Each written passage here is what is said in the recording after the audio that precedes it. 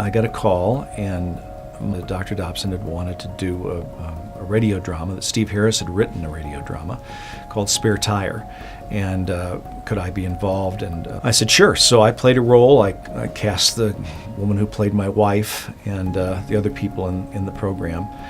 That was received well, and that led to the series, which was called Family Portraits. That was really the precursor to Adventures in Odyssey. I think the vision when we first started was to create credible entertainment, not what was then sort of Christianese entertainment that could be embarrassing. I mean, I don't think any of us were thinking, wow, 30 years later we'll be talking about it. But we knew that whatever we were going to do needed to be top quality.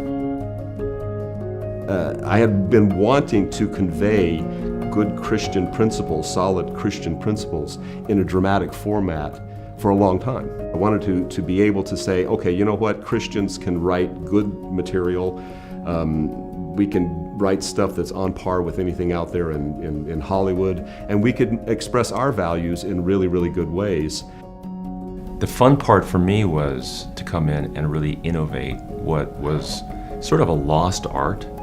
We were in the 80s, it was the late 80s, and so much had happened in terms of entertainment expectations from people. The bar is much higher. You know, Star Wars has come out, and now everybody expects all these wonderful, effects and things. And so, from my perspective, I just thought, well, let's treat this more like a movie. Let's not think of it in terms of an old-time radio thing. Let's think of how we can create sound design to immerse you in the experience. And so we began to explore ideas, and it was so much fun to come to work in those early days. I told my wife, I get to go to work today. I get to go play in the sandbox today, you know? Hal Smith is a guy that I dearly, dearly loved. He was in many ways a father figure for me. And perhaps I romanticized that a bit because Hal had his own rough edges but there was just something about it. Part of it was, I'm sure, was influenced by the fact that because he was in the Andy Griffith Show and a character that I always thought was fun and funny, and to be able to work with him and get to know him, I just fell in love with him. It was lots of fun. He always had a story to tell. He always made his cheeks wiggle. I think he and I probably created the foundation for Odyssey. That might sound very puffy to say that, but I think, our relationship was really key in the beginning of the show. When Hal Smith died, I thought that Odyssey was done. So I really thought, well, maybe we should just close things down. And I think we had some serious discussions about, let's do something else. This has been, it's had a nice 5-year run. That's good. That's a lot. We can replay those over and over again, and let's see what we can do. Something else that we can do. But God had different plans. When people began to write about what the show meant to them and how it impacted them, that was surprising.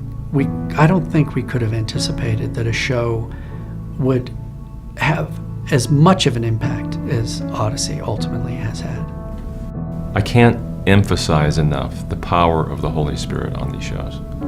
If it was just up to us as writers, directors, sound designers, the show would have been one and done probably. But the truth of the matter is that for some reason God has chosen to be present in the midst of it. It's an emotional thing for me to think what God has done.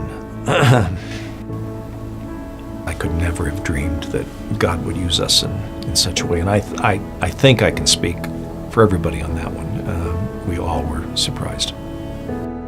To be able to sort of hang up my hat at some point and say, my career was basically built around this thing to me, it's a real privilege.